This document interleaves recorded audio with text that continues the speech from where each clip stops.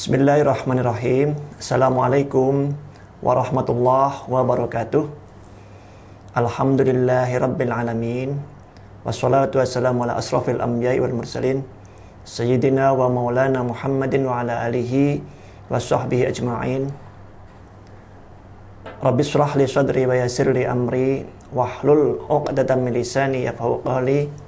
Amma ba'du. Bapak Ibu yang dirahmati Allah, di kesempatan yang baik ini, mari tidak bosan kita selalu mengucap syukur alhamdulillah. Allah masih berikan keimanan, keislaman.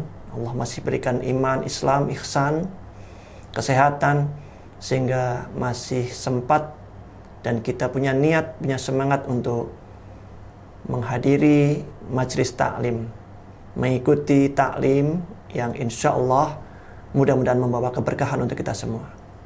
Demikian juga tidak bosan kita sampaikan salawat dan salam kepada uswah hasanah, teladan terbaik, manusia terbaik, orang tua terbaik, guru terbaik, pemimpin terbaik, bahkan panglima perang terbaik, baginda Nabi Allah Muhammad sallallahu alaihi wasallam beserta para keluarganya, sahabatnya, dan mudah-mudahan kita semua insya Allah istiqomah mengikuti sunnah-sunnahnya. Bapak Ibu yang dirahmati Allah, izinkan pada kesempatan kali ini saya ingin menyampaikan beberapa hal terkait dengan perkembangan teknologi hari ini beserta dampaknya, sekaligus bagaimana peran pendidikan, peran dakwah di dalam dinamika kehidupan yang hari ini syarat dengan teknologi yang semakin maju. Bapak Ibu yang dirahmati Allah, sebagaimana kita ketahui hari ini, perkembangan ilmu pengetahuan dan teknologi dikuasai oleh Barat. Runtuhnya kekhalifahan Turki Utsmani, kemudian penguasaan ilmu pengetahuan yang diambil alih oleh Barat tentu berdampak luar biasa terhadap kehidupan kita. Karena apa? Karena landasan berilmu, landasan menggunakan ilmu antara Islam dengan Barat jelas sangat berbeda. Islam menempatkan iman sebagai basis ilmu pengetahuan. Islam menempatkan iman sebagai basis aktualisasi ilmu. Ayat yang sangat populer dan merupakan ayat pertama yang Allah turunkan kepada baginda Nabi.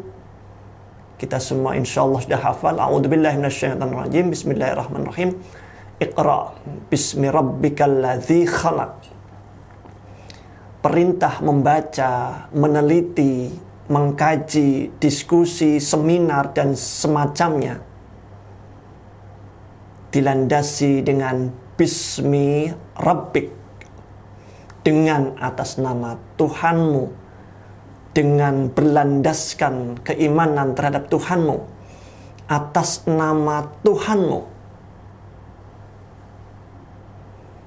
Ayat ini diperkuat dengan Quran surat Al-Mujadilah ayat 11 yang menempatkan orang berilmu yang didasari atas iman pada derajat yang Allah tinggikan. A'udzubillahi minasyaitonirrajim.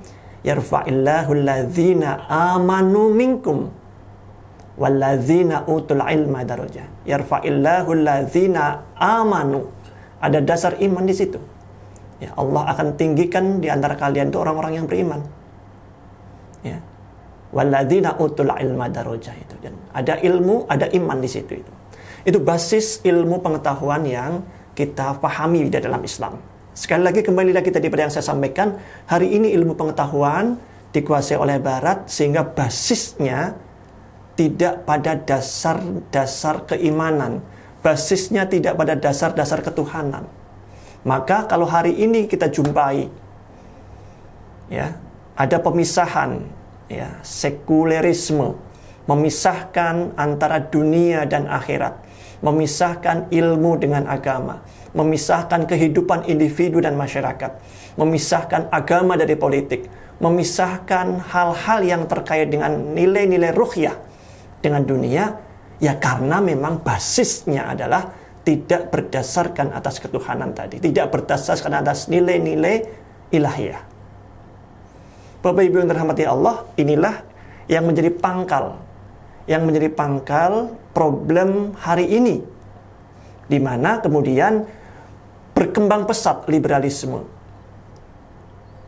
Apa-apa serba bebas, freedom of choice, bebas memilih, freedom of worship, bebas dalam hal peribadatan, ya, dalam hal kepemilikan, ownership, politik, dan seterusnya, termasuk kebebasan dalam berekspresi, ya, kebebasan memilih, termasuk kebebasan beribadah, kebebasan menganggap semua agama sama, ya, kemudian menempatkan kebebasan itu pada posisi yang paling penting dibanding yang lain-lainnya, ya. Kemudian kebebasan berekspresi. Maka kalau kita hari ini menjumpai seni bebas nilai, karena memang basisnya adalah karena liberalisme itu. Ambil contoh misalnya, atas nama seni misalnya. Atas nama seni, orang kemudian na'udzubillah dilukis dalam kondisi yang tidak pakai pakaian misalnya. Atas nama seni sah bagi mereka. Atas nama seni misalnya tampil di publik, mohon maaf, kemudian nge-fly dulu dalam rangka untuk membangun kepercayaan diri, bebas, ya. Minum-minuman yang diharamkan atau mengkonsumsi obat-obatan yang diharamkan atas nama seni agar mereka lebih bisa ekspresif, bagi mereka bebas, karena tadi basisnya adalah liberalisme, ya. Termasuk berilmu pun juga demikian. Kalau hari ini internet, ya, atau gadget atau apapun lah alat-alat teknologi, mereka menganggap itu bebas nilai. Karena bebas nilai maka digunakan untuk apapun tidak masalah. Yang berikutnya misalnya yang menonjol, hedonisme, ya, hedonisme yang menganggap bahwa suatu perbuatan itu akan baik jika dapat menghadirkan, menyebabkan kesenangan, memberikan kenikmatan. Ya, ini dampak-dampak yang kemudian hari ini kita rasakan. Di samping itu juga ada lagi terjadinya krisis moral, krisis etika, ya, yang efeknya adalah kemudian tercerabutnya nilai-nilai agama di dalam kehidupan, baik di dalam keluarga, di lingkungan masyarakat, maupun yang lebih luas lagi di dalam berbangsa dan bernegara. Termasuk Bapak Ibu yang dirahmati Allah di dalam kehidupan berpolitik, ya. Atas nama kekuasaan, maka tidak ada hal yang bisa menghalangi untuk meraih kekuasaan itu.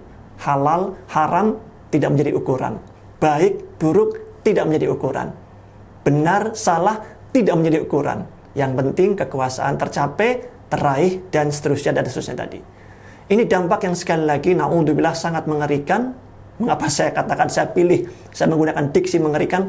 Ya karena tidak terasa, tetapi terus pelan masuk dan ada di dalam otak, dalam pikiran kita semua, na'udzubillah, summa na'udzubillah. Bahkan yang lebih mengerikan lagi nanti kalau kemudian, na'udzubillah, mudah-mudahan Allah lindungi semuanya, generasi-generasi berikutnya yang kemudian, karena ini begitu masifnya, melalui media, melalui tontonan, melalui hal-hal yang bisa diakses dalam interval waktu yang tak terbatas, dalam jarak waktu yang terus-menerus, real time, bisa diakses, bisa dicari. Faham-faham yang kemudian hari ini sangat mengkhawatirkan bagi kelangsungan nilai-nilai agama, nilai-nilai ilahiyah. Pertanyaan berikutnya, Bapak Ibu semua yang dirahmati Allah, lalu apa yang bisa dilakukan? Apa yang bisa diperbuat untuk setidak-tidaknya kita membentengi diri kita, keluarga kita, teman dekat kita, saudara kita, lingkungan terdekat kita? Jawabnya pasti, dan itu nggak terbantahkan, melalui pendidikan. Pendidikan ada sejak manusia ada. Peran pendidikan jelas nyata, peran pendidikan jelas sangat dibutuhkan, karena memang manusia pasti membutuhkan pendidikan. Apalagi di dalam konteks perkembangan hari ini yang tadi sepintas saya sampaikan, tantangannya semakin berat. Di dalam Islam ada beberapa istilah yang merujuk kepada pendidikan. Pertama adalah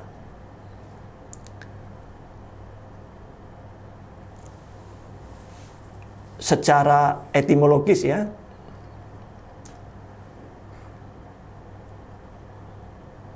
tarbiyah ya, tarbiyah. Kata tarbiyah itu berasal dari 3 kata, roba, robiyah, rabba. Ini kalau Islam menerjemahkan pendidikan itu luas insya Allah. Roba, robiyah, rabba. Kata roba yarbu dengan arti namayanmu berarti bertambah, tumbuh menjadi besar. Kata robiyah artinya naik menjadi dewasa, menjadi besar, tumbuh, berkembang. Kata robba ya rubu, ya, itu kemudian memiliki makna mengurusi perkaranya, bertanggung jawab atasnya. Seterusnya artinya bahwa menempatkan individu tidak hanya dididik untuk tumbuh dalam artian fisik. Tumbuh dalam artian fisik. Kata tarbiyah, lalu kemudian kita kenal dengan kata tarbiyah ini, memiliki makna yang luas karena pertama, memperbaiki pembelajar jika proses perkembangannya menyimpang dari nilai-nilai Islam. Ya, saya ulangi lagi. Memperbaiki pembelajar jika proses perkembangannya itu menyimpang dari nilai-nilai Islam. Yang kedua, maknanya mengurusi perkara pembelajar, bertanggung jawab atasnya, dan melatihnya. Ya. Yang ketiga, berkembang dan tumbuh menjadi besar sedikit demi sedikit. Yang keempat, memelihara dan memimpin sesuai dengan potensi yang dimiliki dan tabiatnya. Yang kelima, mendidik, mengasuh dalam arti memberikan nilai-nilai untuk menghidupkan kalbunya, akalnya, jiwanya, perasaannya.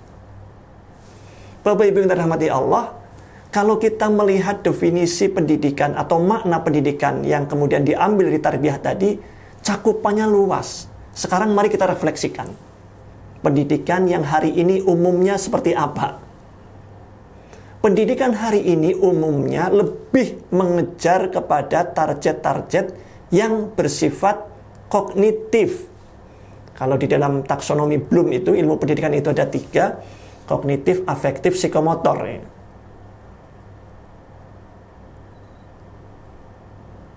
Apa yang terjadi hari ini? Mengejar ranah kognitif itu lebih mengkhawatirkan si anak atau anak didik jika misalnya nilai matematikanya 3, nilai IPS-nya 4, nilai PKN-nya 5 misalnya. Ya kita boleh khawatir. Karena apapun itu adalah nilai hasil evaluasi. Nilai hasil evaluasi. Boleh dan harus itu khawatir karena apapun hasil evaluasi. Tetapi yang jauh lebih mengkhawatirkan sesungguhnya adalah apakah siswa, peserta didik, pembelajar, anak-anak kita semua itu sudah kenal Tuhannya apa belum? Kenal Rasulnya apa belum? Mengerjakan perintah Allah, belajar mengerjakan perintah Allah apa belum? Dalam artian sholat kesehariannya bagaimana? ngajinya bagaimana, tadarusnya bagaimana, berbuat baik dengan sesamanya bagaimana. Sehingga pertanyaan sederhana kalau anak-anak sampai ke rumah, misalnya anak-anak SD, nah pulang dari sekolah, tadi di sekolah sudah berbuat baik apa terhadap temanmu? Pertanyaan itu jauh lebih bermakna dibanding ada PR apa enggak misalnya. Pertanyaan ada PR apa enggak itu boleh, harus ditanyakan. Karena itu bagian dari tanggung jawab anak untuk mengerjakan tugas dari gurunya. Tetapi jangan sampai kemudian pertanyaan sudah ada PR apa belum, sudah mengerjakan PR apa belum, itu hanya itu saja yang ditanyakan.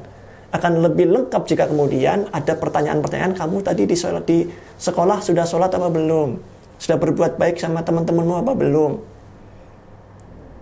Atau ketika di rumah, ba'da maghrib, coba dilihat bukunya. Barangkali ada tugas dari guru. Sekaligus juga ditanyakan, tadi sudah berapa ayat yang kau baca tadarusnya.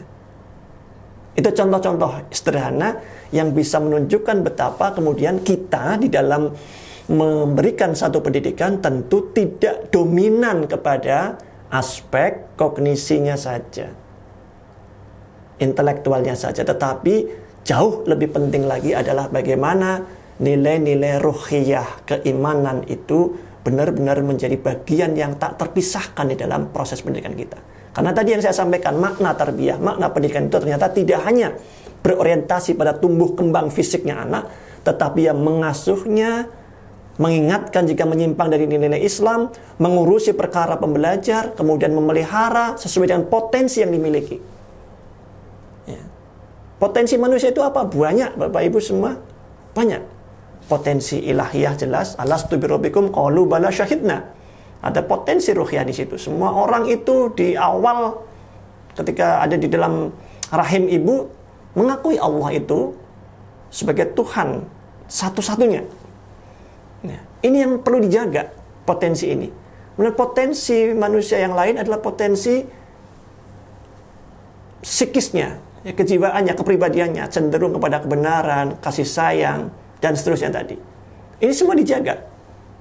Ini semua dijaga dan kemudian potensi yang lain, potensi akal juga tadi yang saya sampaikan itu. Bapak Ibu yang dirahmati Allah, oleh karena itu maka seorang pendidik yang sesungguhnya itu adalah Allah. Ya. Allah mendidik kita semua melalui firman-Nya yang dibawa oleh para nabi, para rasul. Kita ini Nabi Muhammad SAW, itu pendidik sesungguhnya, yang kemudian terus turun-menurun sampailah ke orang tua, sampailah ke para guru, sampailah ke para ustadz, sampailah para kiai, dan yang lain-lainnya itu. Nah, agar pendidik yang sesungguhnya Allah itu sampai juga kepada kita, maka tentu tadi orientasi pendidikan adalah orientasi yang tidak hanya pada satu aspek potensi saja, tetapi seluruh potensi baik yang Allah berikan kepada manusia benar-benar berkembang sehingga manusia benar-benar sebagai manusia yang Allah harapkan. Apa yang Allah harapkan sebagai manusia? Tidak lain adalah sebagai khalifah fil ard. Al-Baqarah ayat 30. A'udzubillahi minasyaitonir rajim. Wa idz qala rabbuka lil malaikati inni ja'ilun fil ardi khalifah. Ya, kemudian juga sebagai hamba Allah. Ya. Wa ma khalaqtul jinna wal insa illa liya'budun. Maka seluruh kehidupannya, seluruh tugas-tugas kekhalifahannya itu semua diabdikan kepada Allah, dipersembahkan kepada Allah. Bekerja sesungguhnya adalah mengabdi kepada Allah. Maka karena kita ingin mempersembahkan kepada Allah, tentu mempersembahkan yang terbaik. Maka bekerja tentu akan menjadi usaha yang akan dilakukan sebaik mungkin karena akan dipersembahkan kepada Allah. Ketika kita menjadi siswa, menjadi mahasiswa, tentu kita akan berbuat yang terbaik. Karena menjadi siswa, menjadi mahasiswa di dalam konteks penuntut ilmu, menjadi santri, sesungguhnya adalah kita sedang menghambakan seluruh aktivitas keilmuan kita itu kepada Allah. Bapak Ibu yang dirahmati Allah, itulah kembali lagi tadi, maka seorang pendidik adalah seorang yang akan menghantarkan anak didiknya, anak kandungnya maupun anak didiknya di jalan Allah. Melalui apa? Melalui ilmu yang kemudian dibagikan, yang Allah titipkan kepada kita, lalu dibagikan kepada murid-murid, sehingga dengan ilmu itu mengenalkan Allah, mengenalkan Rasulnya, mengenalkan ajarannya, sehingga pada gilirannya insya Allah akan mengamalkan apa yang Allah perintahkan dan menjauhi apa yang Allah larang. Bapak Ibu yang dirahmati Allah, proses tarbiyah seharusnya mengambil nilai dan dasarnya dari Al-Quran dan Sunnah. Konsekuensinya seperti itu. Proses pendidikan berarti mendasarkan prosesnya pada Al-Quran dan Sunnah. Sehingga seperti yang tadi di awal pembukaan saya sampaikan itu, ilmu yang hari ini dikuasai oleh Barat tercerabut nilai-nilai ketuhanannya. Sehingga yang muncul tadi ada hedonisme, ada liberalisme, ada materialisme, dan seterusnya tadi. Lah, diharapkan kita kembalikan. Nilai-nilai pendidikan adalah nilai-nilai pendidikan yang berdasarkan pada Al-Quran dan hadis, yang tadi menghantarkan individu itu pada posisi sebagai Abdullah dan sebagai Khalifatullah. Aktivitas tarbiyah berarti mengarah kepada penumbuhan fisiknya, perkembangan psikisnya, perbaikan akhlaknya, termasuk pemimpin kepemimpinannya. Fungsi-fungsi kekhalifahan. Allah memberikan amanah kita pada manusia itu sebagai pengelola bumi, ya, termasuk penjagaan dalam setiap dimensi dalam diri manusia, baik aktivitas itu yang bersifat natural maupun aktivitas itu yang melalui satu rekayasa, dalam artian bahwa aktivitas kita aktivitas yang berdasarkan satu rekayasa teknologi seperti yang hari ini kita lakukan. Pakai iPad, pakai laptop, pakai handphone, aktivitas yang berkaitan dengan teknologi pun diarahkan kepada bagaimana kemudian semuanya ada dalam kerangka, semuanya ada dalam koridor nilai-nilai Islam. Bapak Ibu yang dirahmati Allah, tarbiyah atau pendidikan juga harus ada perencanaan, ya, yang teratur, yang sistematis. Artinya begini, anak lahir jelas, anak lahir siapapun yang akan yang normal, ya, dalam artian normal oleh orang tua yang normal, insya Allah, ya, lahir pasti akan mendapatkan pendidikan berikutnya. Di samping tadi ruhiyah, apa? Pendidikan kasih sayang. Seorang anak lahir itu oleh orang tuanya akan ditumpahkan semua kasih sayangnya. Tidak ada orang tua itu marah gara-gara anaknya yang masih kecil itu misalnya buang air kecil, ya, maupun buang air besar di pangkuannya. Hal-hal yang mungkin bagi kita semua dalam kondisi normal mungkin menjijikan. Mungkin. Tetapi orang tua yang kemudian di pangkuannya itu dipipisi, ya, oleh anaknya, tidak marah sama sekali. Artinya apa? Dalam kondisi yang seperti itu pun kasih sayang tertumpah. Bahkan senang. Anak nangis pun dengan sabarnya tetap akan dipangkunya, ya, ditenangkannya, pendidikan kasih sayang. Nah, kembali kita sampaikan, tarbiyah itu juga harus berencana. Artinya di awal yang ada adalah pendidikan kasih sayang. Tumbuh ketika batita, ketika usia-usia TK, ada perencanaan disesuaikan dengan potensinya. Ketika masuk SD, sekolah dasar atau madrasah, ibtidaiyah, sesuai potensinya. Sampai kemudian sekolah menengah dan seterusnya sampai perguruan tinggi. Artinya pendidikan tarbiyah itu tersistem. Ya.